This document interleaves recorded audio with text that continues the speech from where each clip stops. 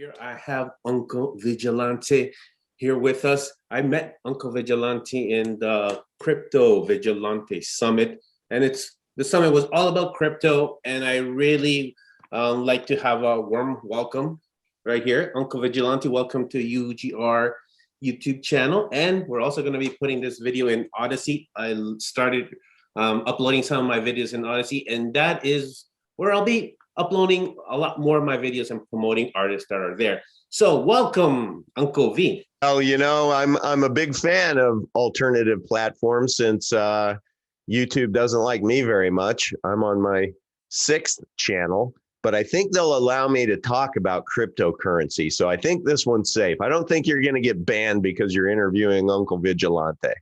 Well, I hope not. I have not been banned yet, so good for you. I hope I don't get banned. And we're going to also be talking about that too as well. Not just crypto, but I want to talk about the whole situation of, you know, not being able to express yourself freely and having yourself get banned, right? So you say you're on your 6th, so you're definitely speaking your mind, and they don't like it.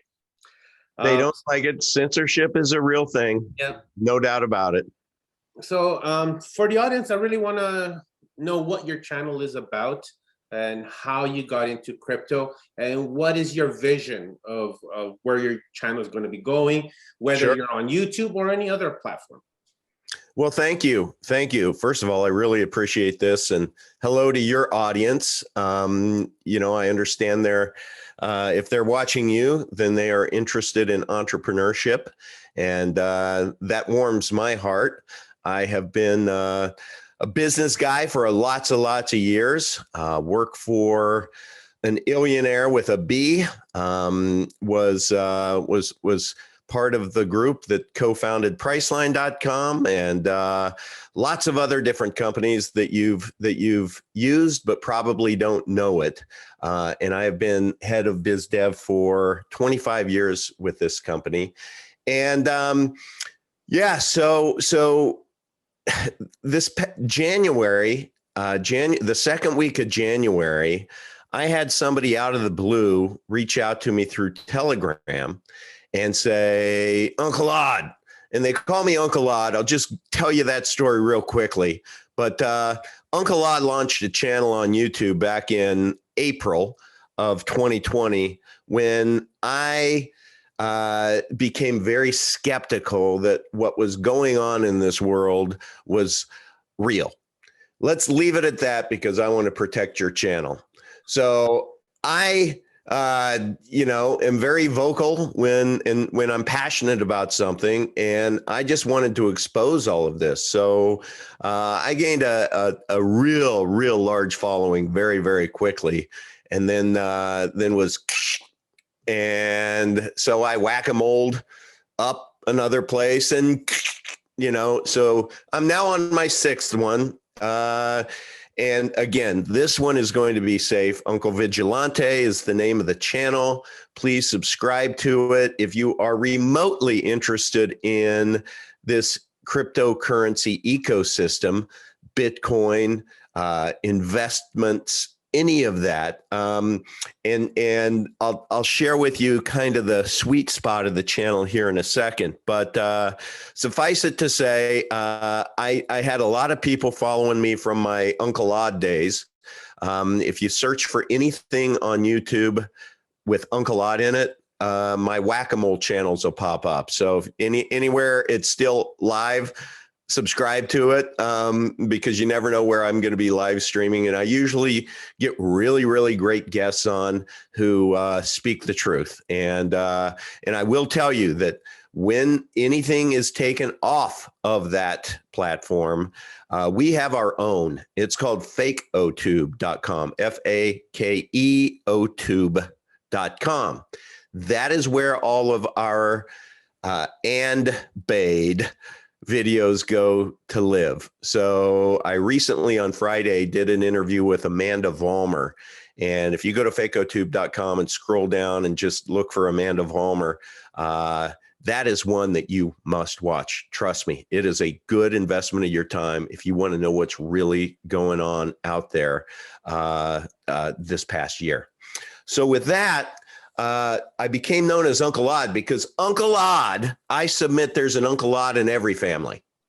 Uncle Odd is that one family member who is relegated to the little kids table by the adults because they can't stand one more conspiracy related conversation, right? And true story, I have a nephew who could not enunciate Todd. My name is Todd. And so instead of Uncle Todd, I became Uncle Odd, and it stuck. So in my family, I am literally referred to as Uncle Odd, and I wear it with pride. So Uncle Odd is very comfortable at the little kids table because why? Because their minds are open. They haven't been destroyed by the programming coming through the television, because I submit to you that probably 95%, if not 99% of the people out there are what I refer to as NPCs, non-player characters, meaning they just lack the capacity or ability to critically think. If you're watching this channel right now, I have a sneaky suspicion that you're a playing character, that you're not an NPC, because you're interested in entrepreneurial things. You're interested in freedom, and that's awesome. So it's good to know you from afar. So one of my subscribers to t.me / it's Uncle Odd discussion, or you can find me at t.me / Uncle Vigilante. But one of my Uncle Odd discussion folks who I found to be a really great researcher, he reached out to me the second week of January and he said, Uncle Odd, you need to invest in XRP, hurry. And I'm like, what's XRP? He's like, oh yeah, it's cryptocurrency. You need to get it now because it's coming down to these levels that are really low. Its all-time low was 17 cents and it's at 22 cents right now, and get it before it goes up. It's going to, go to the moon. So my wife and I, we had gotten a year-end bonus, and I was sitting on, some cash. And it was just sitting there in the bank looking at me. And I'm like, why not? Let's go get us some XRP. And I asked, how do you buy XRP? And he said, oh, you got to go to Coinbase, get Coinbase Pro, get Exodus. You need to order a Trezor wallet and just all this, And if anybody out there has gone through this as a beginner, you can feel my pain. So I spent the next month just trying to figure all of this out, trying to understand what the language is, trying to understand what private keywords were, and why are people just going nuts about them, and how you have to protect them so much. And, what is this gas fees and exchange fees, and why can't I get my damn XRP off of Coinbase? I bought them, they're mine. And then, hey, why in the hell did Coinbase delist XRP? Now it's shown as zero. I'm freaking out. And that is the experience of just about every crypto newbie. And so I decided that the smartest thing for me to do would be to invest in my own brain. And so I heard about this thing called the Crypto Vigilante Summit. And it's a 2-day seminar, online seminar, to where there were going to be people all around the world that were going to come there. And I was going to get the keen insight into this world of cryptocurrency. And I was going to learn how to do it well and how to be protected as I do it. And I was going to get insights into everything. I just had all of these questions. And so I was there. I took those 2 days off, Thursday and Friday. And Daniel, that's where I met you in that chat. And the best thing about it was this chat where there were just all these great questions and a lot of seasoned pros in there answering those questions. But and it was great content throughout the entire 2 days. But by the second half of the second day, I observed in the comments that there were people just like me who don't know shit. That man right there, you're looking at right there, that talented man, Daniel, he made this shirt for me, which says, because I don't know shit, because that became a one of my taglines. As a matter of fact, let me just kind of, it's probably important right now to share with you guys that, don't take what I say as investment advice. Right. Let me just provide my brief disclaimer, please. Very important. Greetings. Used to be named Uncle Odd, but now I'm known as Uncle Vigilante. And as you can see by the fact I'm wearing a gold chain with a Bitcoin on it, I'm kind of a big deal. Yeah, I'm a big deal. But there is one thing that my 43 attorneys that I just hired told me that I needed to say, which is a disclaimer. Don't take any of my advice. Don't take anything that I say on this show or any of my guests as sage counsel. Why? Because I don't know shit.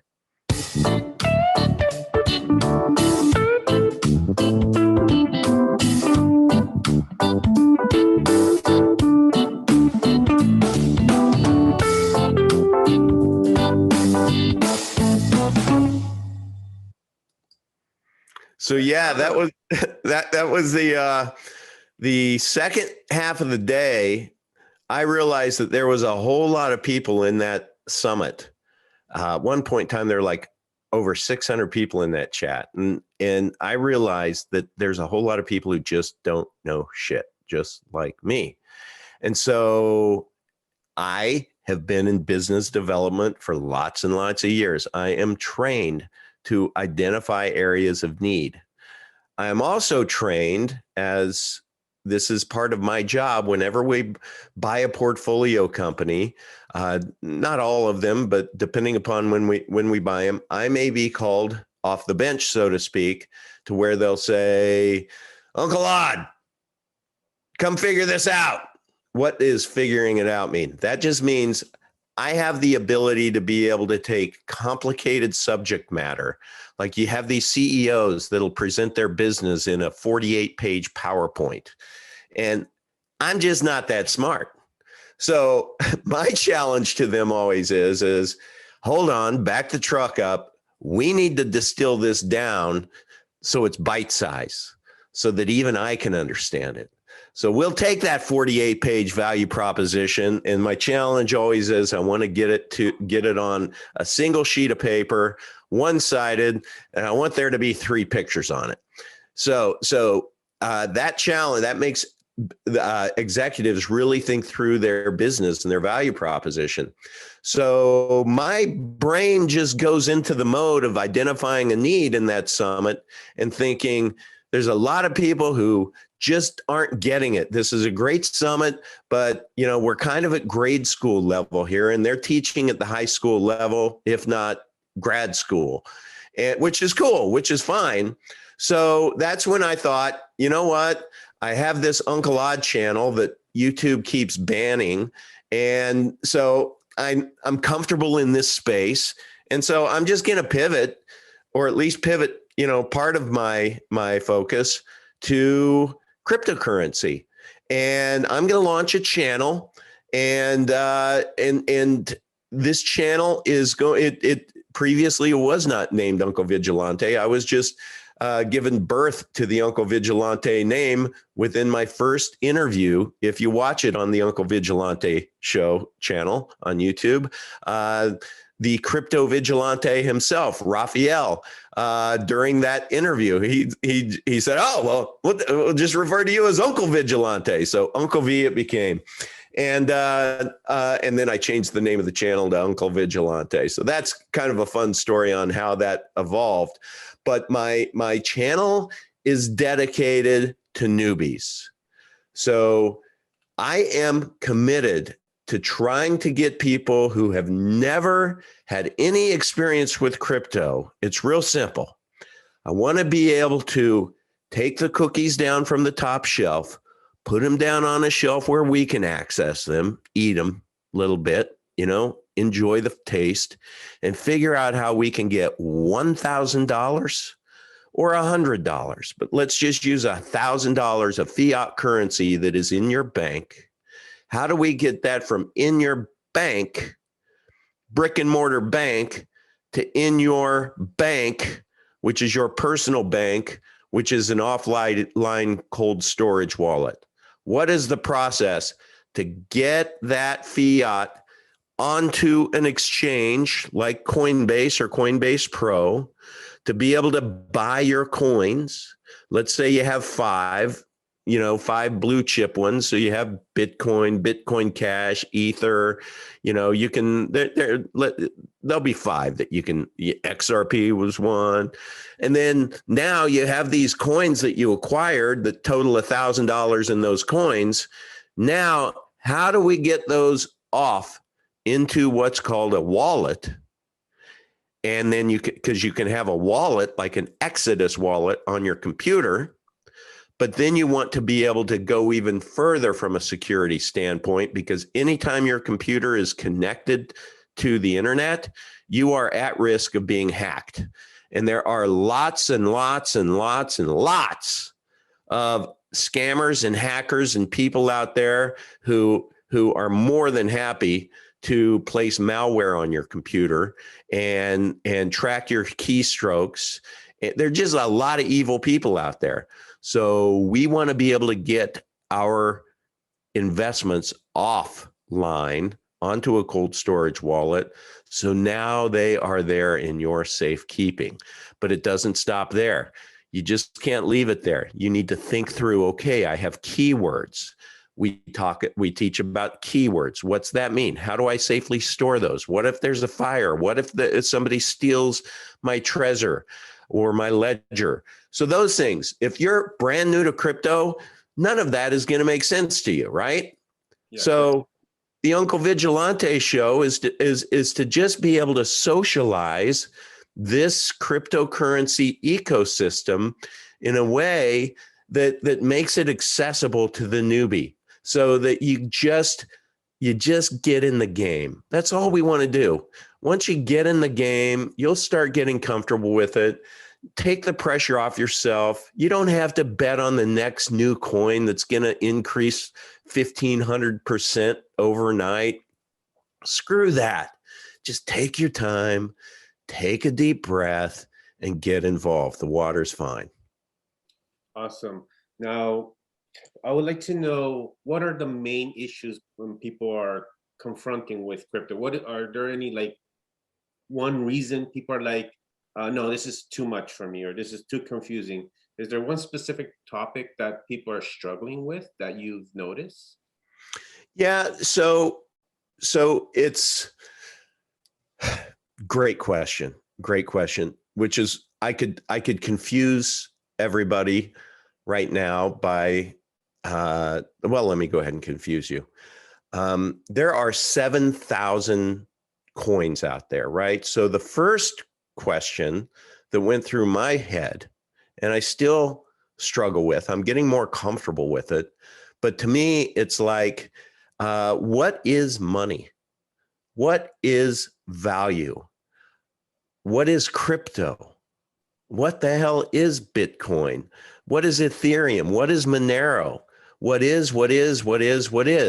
It's just kind of hard to grasp. It's like, okay, wait a minute. So I know what this cash in my pocket represents. I know the one that has a 1 on it. I have a good estimation of what that's going to get me. The one that has 100 on it, wish I had a lot more of those.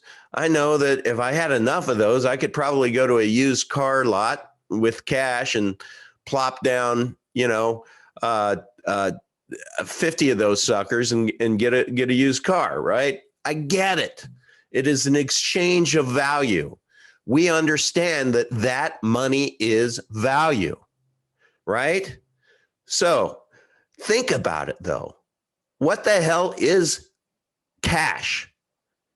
It's paper and ink. Is that really valuable? No, it's just valuable because society has arrived at the place where societies always have, to where they have always created their own currency to exchange value. Do you know the currencies have been around, since there was the need for the initial dollar bill with a pole dancer back when, a long time ago, when the what is it they say, that farming was the first job ever, and being a hooker was the second, or so. Anyway, yeah. So the average life of any currency historically is just 200 years. So if you don't think the dollar is going to go away, well, let me educate you real quickly. Back in the 30s, when it was established, when our monetary system was established, where the dollar was established, back then, it would take you $5 of today's dollars to buy $100 worth of today's goods. Okay, so you could buy for $5 back then what you can buy today for $100. So what does that mean? That means that since in less than 100 years, the value has lost 95% of its purchasing power. Since 1991, it has gone down by half. So what costs you $1 today in 91 would cost you 50 cents. It's going that direction. Now, that was without even taking into consideration that in 2020, 40% of all green currency in circulation right now was printed last year. 40%. So you can't just keep throwing more money into it and not have that money dilute its purchasing power. It's just like a good cup of coffee. You brew that perfect cup of coffee, and you know how when you first start brewing cup of coffee, it comes out black, and then it goes brown, and then it starts to become clear. And when it starts becoming, clear, your coffee maker shuts off. And now you have this cup of coffee that tastes delicious. Well, imagine if that coffee maker just kept going and going and going, and you had a big enough cup that you could put, another 9 cups worth of water in there. Well, how good's that coffee going to taste? It's going to taste really bad. It's not even going to taste like coffee. So our money today isn't even spinning like this. We're not tasting that first cup of coffee today, if you know what I mean. Yeah, so the prices are just rising for everything, right? Yeah. So that's inflation. Yep. That's right. So there is going to be a time, probably in the next year, 2 or 3 years, where you are going to be astonished by the fact that if a gallon of milk is $5 today, you're going to see it happen in Venezuela just a few years ago. You're going to see all of a sudden you're going to go to the store and that's going to be $20. And then you're going to go to the store the next day, and if there is any milk left, it's going to be $100. And that's hyperinflation, and it's happened many, many places across the country. And that's when they start printing money like crazy, and there is nothing to back it. So historically, the way that you would hedge from an inflation is you would get fungible assets like gold and silver. And by fungible, if you had a gold bar in 1930 and in 1990 you melted that bar down and you put it in a different shape of a bar, but it's still the same amount, and now you have it in 2021, guess what? That's the same gold. It wasn't diluted at all. You can't say the same thing about $1. It's only worth it's lost 95% of its value.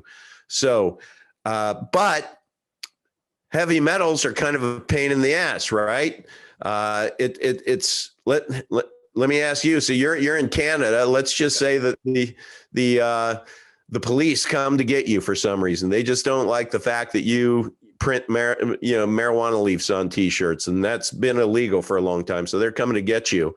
Well, if all of your wealth was in gold, good luck packing all the gold up and getting it out of the country. Especially silver, right? Like gold, I guess would be a little easier. But let's say you have, bars of silver. You need a lot. Silver is slow right now. It's being suppressed. Yeah, so that's right. it's hard to travel with these kinds of things, and like hard to travel. And then in 2009, this guy named Satoshi, or this group named Satoshi, they created this new form of currency. And it's crazy to even think about it. That basically it's, if you think about a spreadsheet, they just created this giant empty spreadsheet. But can someone just make more of these cryptocurrencies, make more of these coins? No. Why is it better than the alternative? The way I like to visualize it, because I can visualize a spreadsheet, right? I can visualize a spreadsheet that doesn't have anything in the cells, right? So imagine that if you go all the way over and all the way down and you counted all the cells, there are 21 million cells in that spreadsheet. Now, within each cell, there is an alphanumeric stream that we're going to call that a Bitcoin. Okay. When you have that alphanumeric, there's 21 million of them. They're all different. When you have that, then once you have that specific alphanumeric code, only one of 21 million, it's yours. And so the way that you are able to reveal the cell to what's behind it is, just think of it almost as a door with a safe on it. It's a math problem. And so you have to solve the math problem. And when you solve the math problem, then you get to open up that cell door, and you get to take that and put that that Bitcoin, just think of it as a coin now, in your bag. That's yours. So that's what these miners are out there. They're basically dudes who, and now, computers, right? High-powered computers that are going and trying to crack these the codes to open the cell doors. Now, it has been established that is a new currency. Again, why do we decide things are currency? Why did we decide that a paper dollar, printed 10 or 5 or 100 on it, that has that kind of value? It's because we all agreed it did.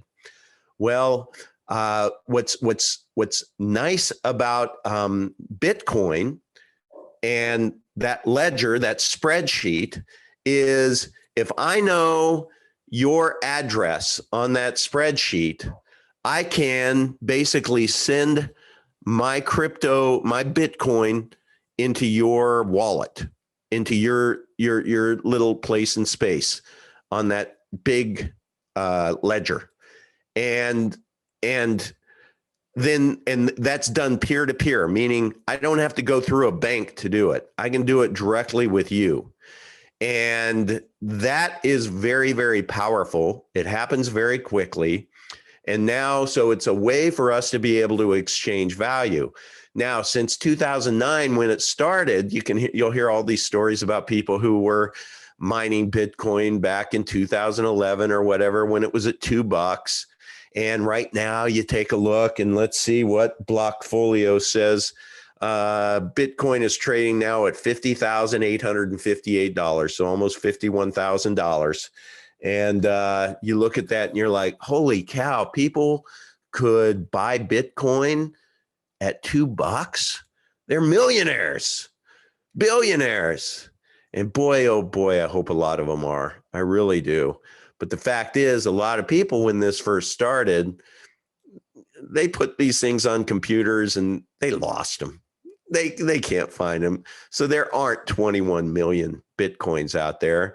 There are, but there's probably only about 16 million is what I understand of that people know the addresses and can unlock them. So just trust me when I say this, that it has been adopted worldwide, that the Bitcoin is now an exchange of value. It's now valued over $50,000.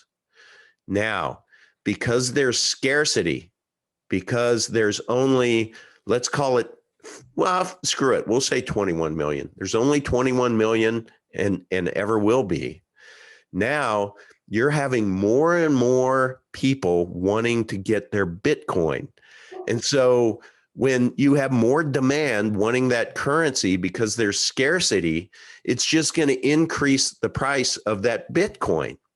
So you could be the person right now taking a look at the $50,000, you know, sticking out your lower lip and being bummed out that you didn't get in on it when it was $20 or $2,000 even.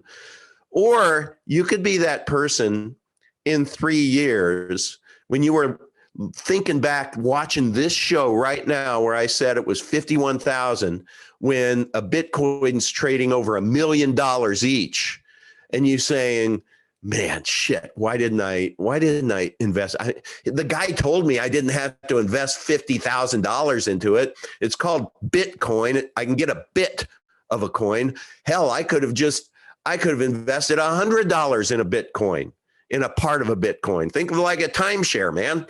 You know, Yeah, so I see a lot of confusion with that, right? When you say, well, how much is a Bitcoin? And you're like, well, it's $20,000. Like, oh, well, I don't have $20,000 to just put on a magical coin on the internet.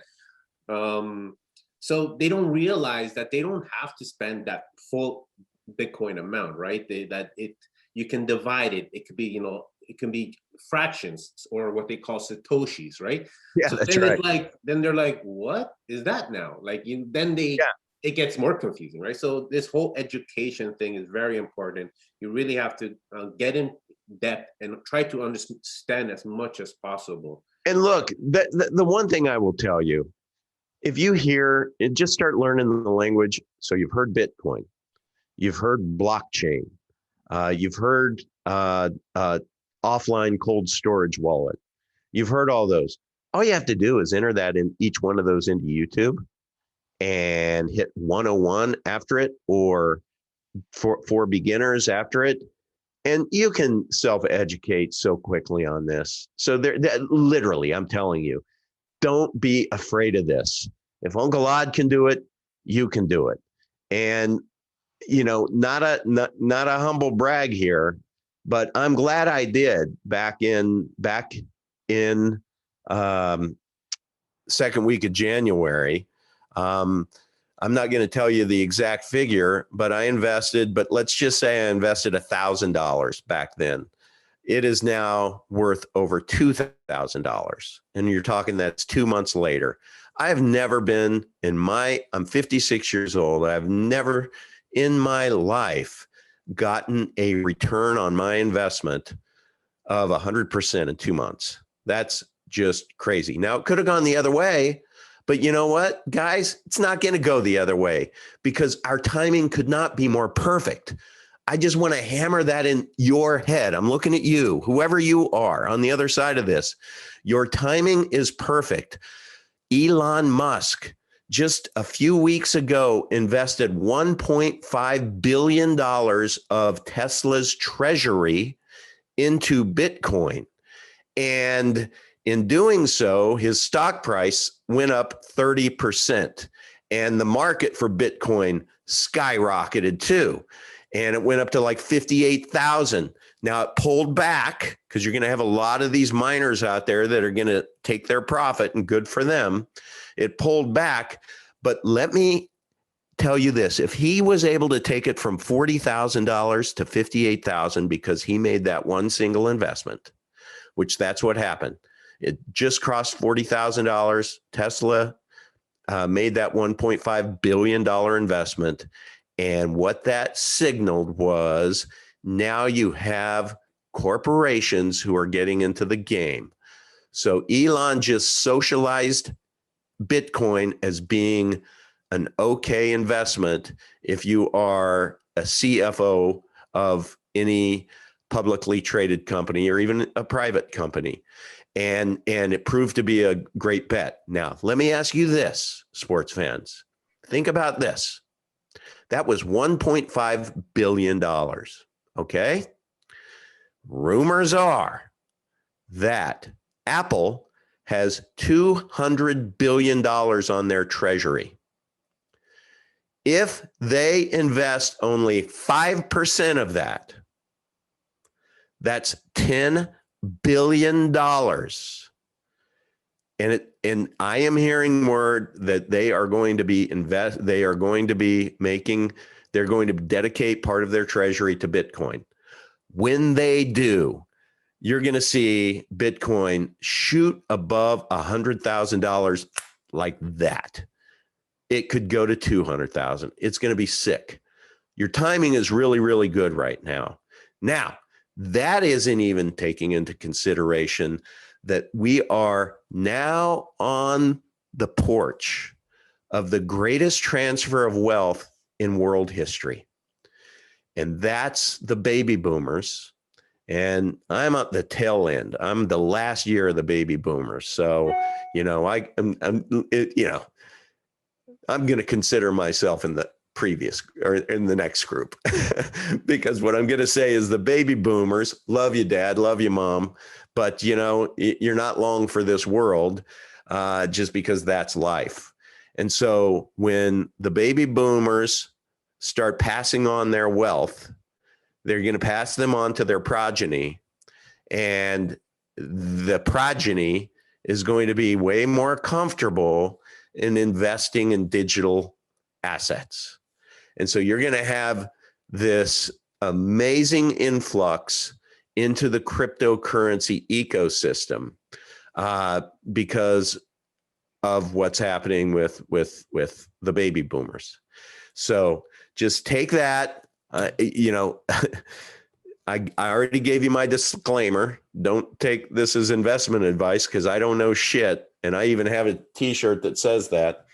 But just use if we just apply our own critical thought to this, you can see this is like you can't lose. Now, if you get agita, when you take a look at daily charts and you see it go like this, maybe this isn't for you.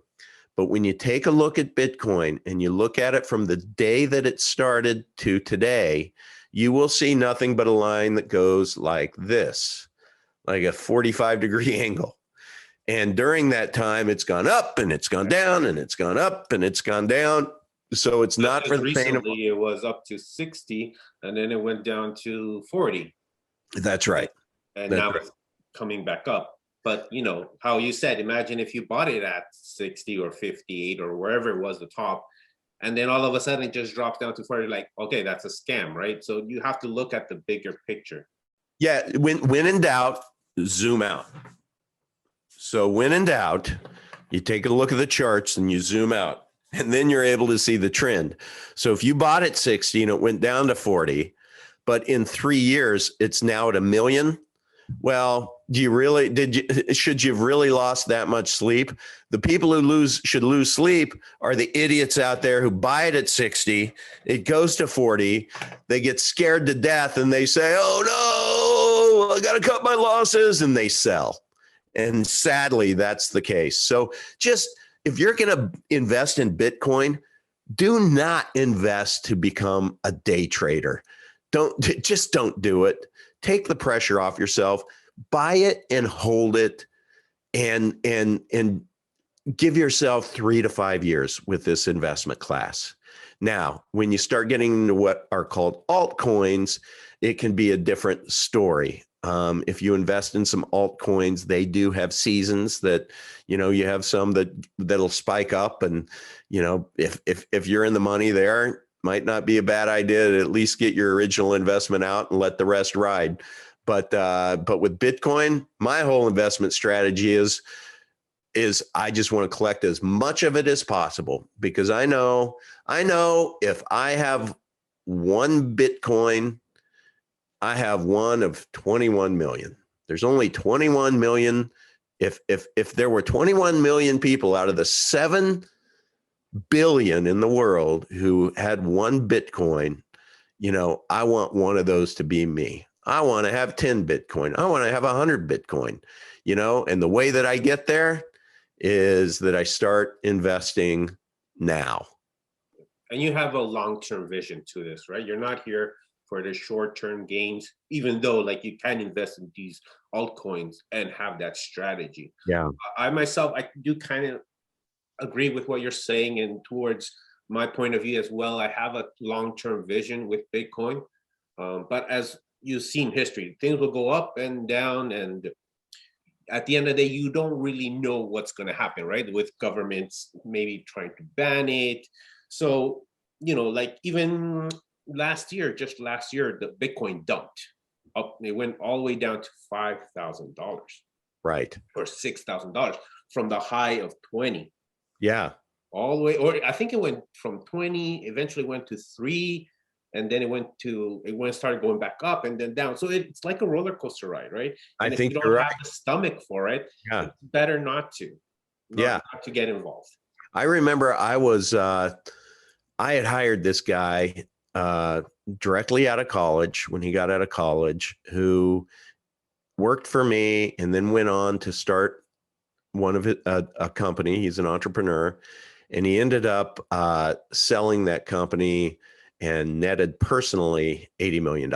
So this is a young kid, right? Just balls of steel, entrepreneur, love him.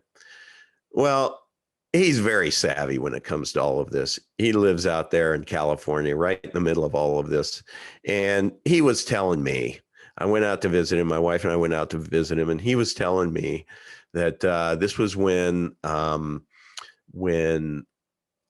Bitcoin was on the rise. So it was before it crashed, but it was like at $7,000.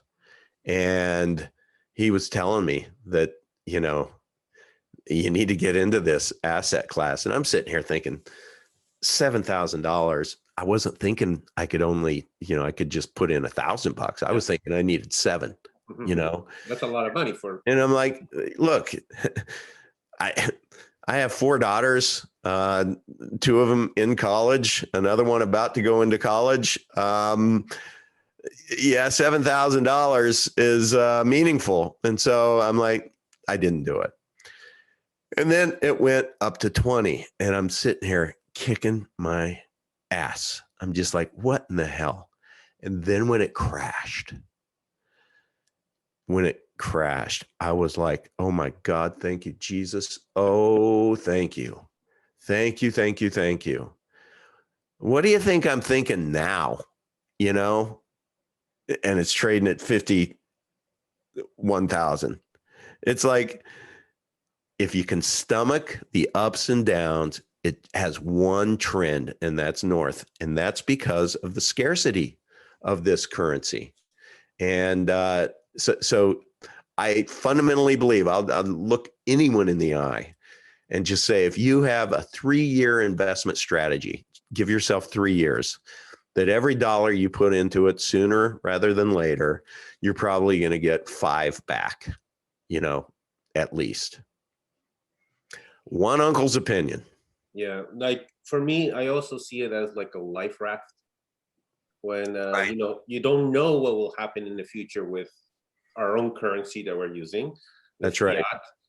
So I can see that, say everything goes bad and even Bitcoin goes down, but there is a chance that everything can go down and Bitcoin can still keep strong. And if I still have that life raft where I can, you know, Yeah. I don't have to put all of my savings, I don't have to put all of my money into it, but I Yeah. can put some of it, but with the chance that this could get me out of trouble, just with when I purchase silver or gold, that could definitely get me out of trouble. And look, this world, I don't know about you, you live in Canada, so you know it's a tyrannical world. Yeah. You know, and you just never know when they're gonna to where you just might have to flee, right? and you can't take your money with you. Or if there is, probably a better way to look at it is like in Greece a couple years ago when there was that bail-in where you didn't have any choice. Any money that you had in the bank, they were just going to take a 10% bite out of that apple, and some it was 20%. You were out of control. They had the bank doors were closed. You couldn't get access to your cash. ATMs didn't work. Think about with cryptocurrency.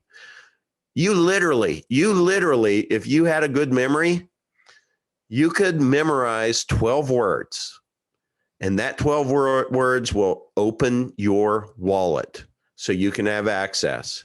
So if you didn't have a lick of clothing on your body and you didn't shove a piece of paper anywhere, that had your keywords on it, if you could memorize those, talk about portable currency, that's freedom.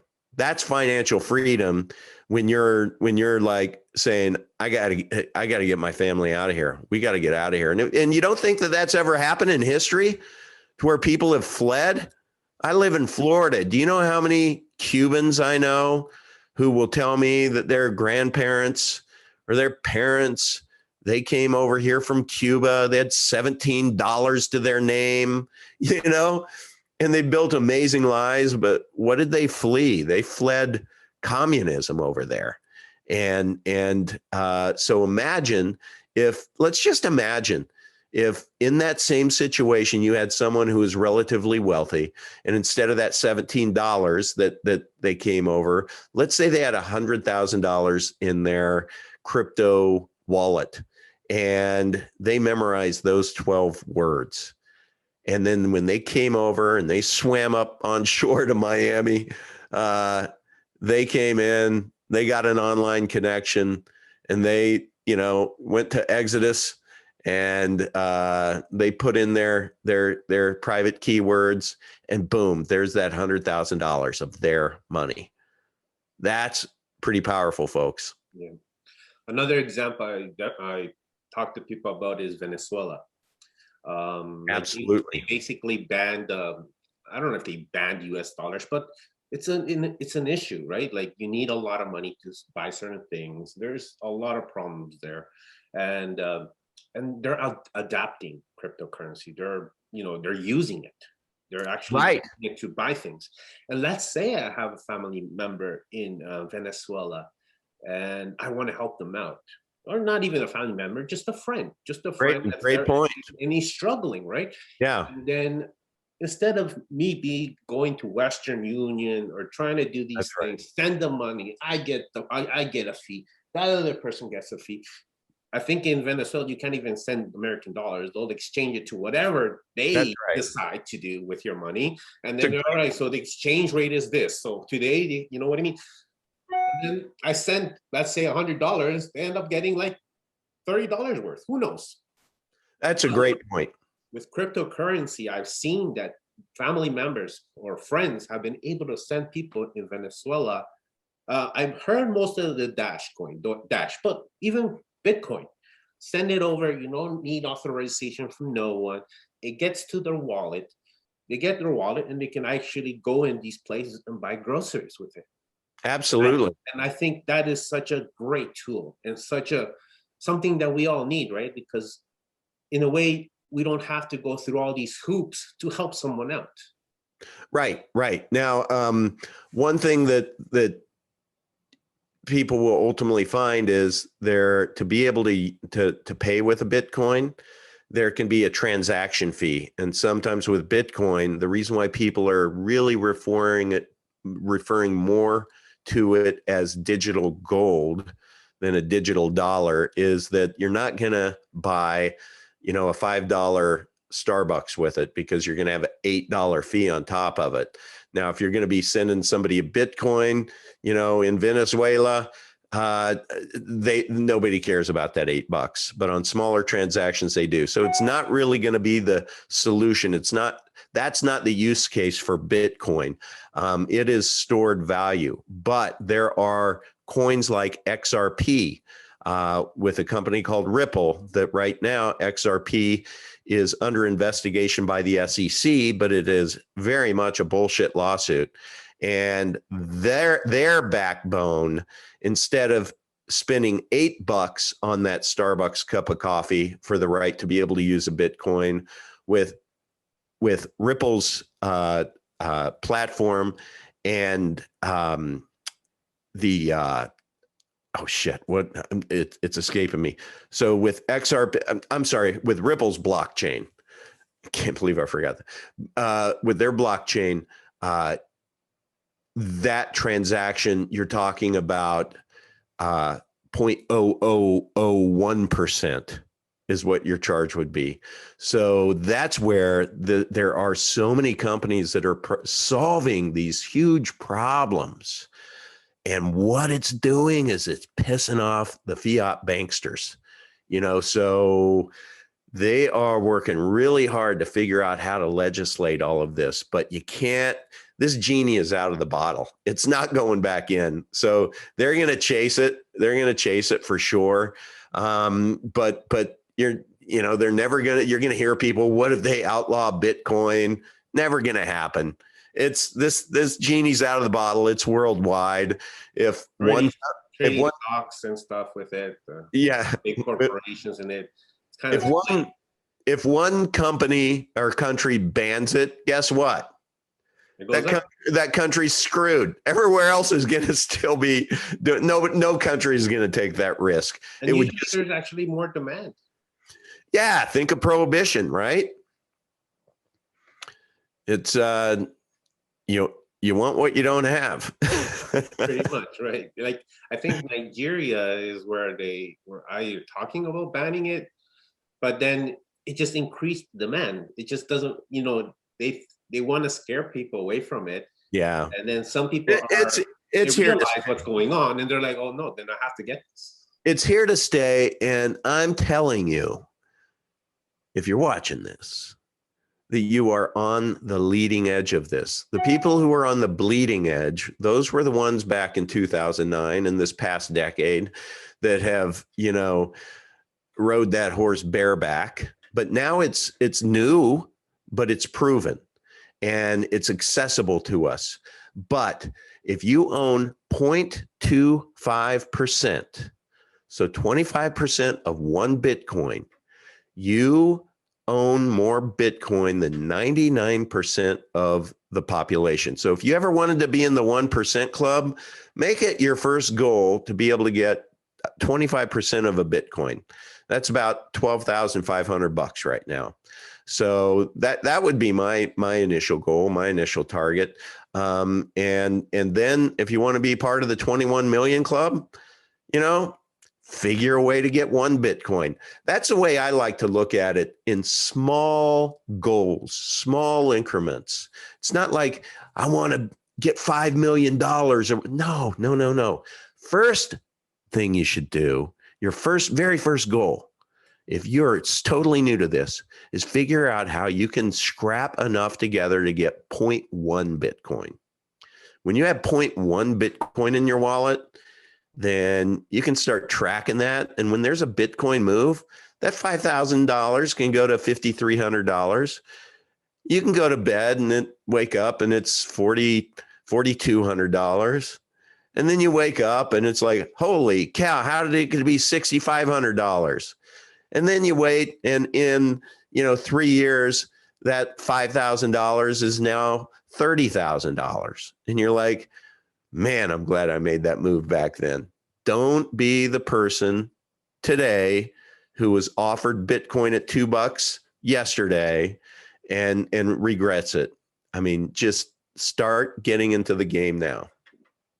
And, it's technology we're going to have to learn, right? It's not necessarily that it's just about the whole coins and making money or preserving your wealth. This blockchain thing is moving forward, and governments are getting involved, businesses are getting involved. So it's almost, I think, as well as it's almost like using the internet for the first time, being one of those first people that have access to internet and learning how it all works, right? Yeah, that's very interesting you bring that up because, Coinbase is about to go public. So that is the largest, I believe it's the largest exchange that's out there. I think its current valuation is like $10 billion.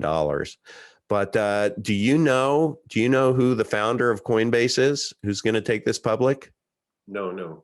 He was the founder of Netscape. So Netscape was the very first IPO, very first .com IPO. So you talk about a visionary. He was the pioneer of the web browsers with before AOL, with Netscape. And so think about once he launched these browsers, what that did to the internet ecosystem. Think about all of the .com companies that just exploded. And then the bubble popped, right? Now, when the bubble popped and everyone was desolate, thinking, that .com craze, it's ruined the world. Well, guess what? Guess what was born out of that bubble popping? Have you ever heard of a company called Apple? What about Amazon? There were these companies out there that started that. I mean, when Bitcoin was launched, they hadn't even released the first iPhone yet.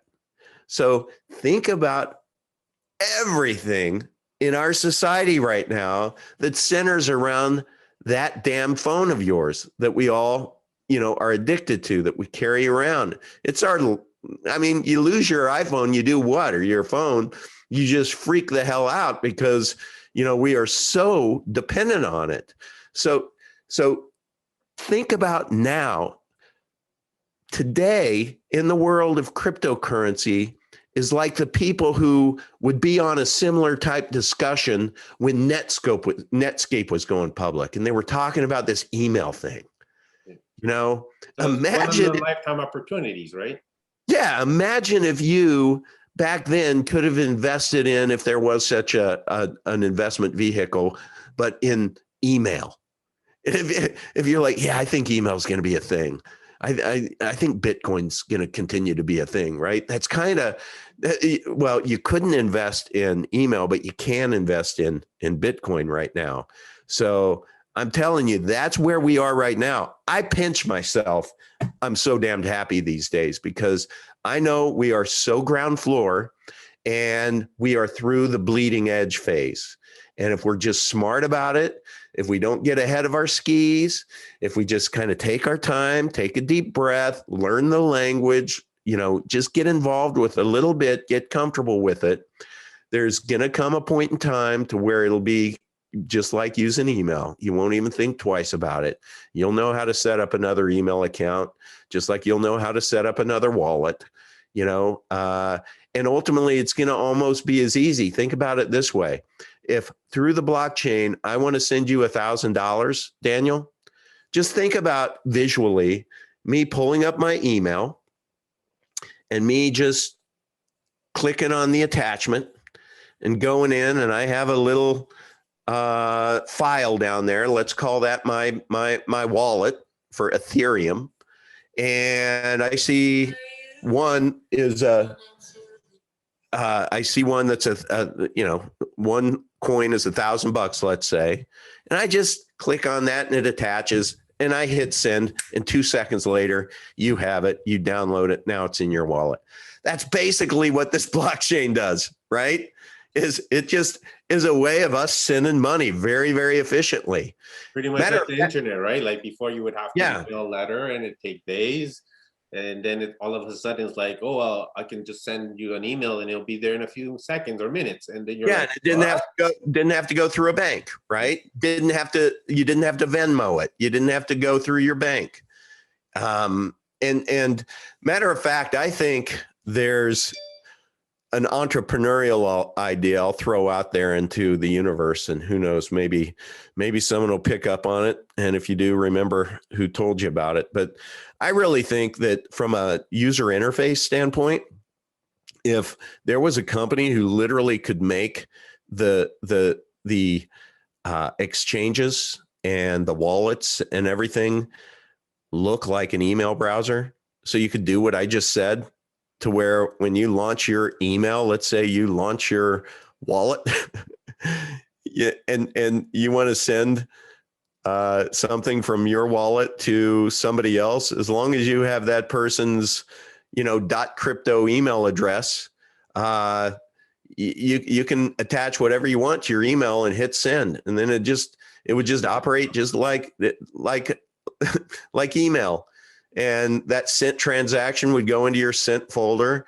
They would get it. You'd be able to track it through the blockchain, and but so for me, and that's an example of a user interface. I'm not reinventing anything. I'm just putting some lipstick on it.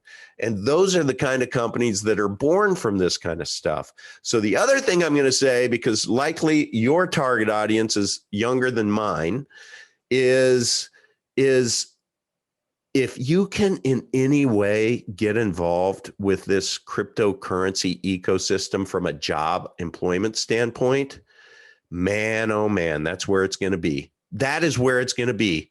That's like anything related to .com, the internet, anything like that. All of these companies, if you were on the ground floor of any of those, just go out, and even if I call it lead with your chin versus your hand out, even if you go out there and you make an appeal to an up and coming company and just say, look, I'll work, if you bring me on, I'll be an apprentice for a year. I just want to be involved with something special.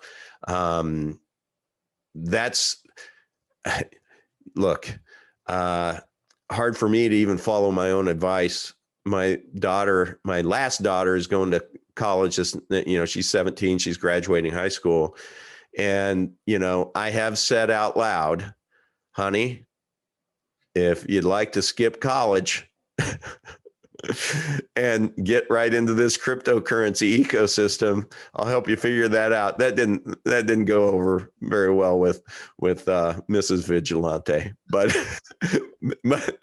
I'm serious. I think that would be a better use of her time. But there are great opportunities, right? And you don't necessarily even have to buy crypto to be involved in crypto. Yeah, that's exactly right.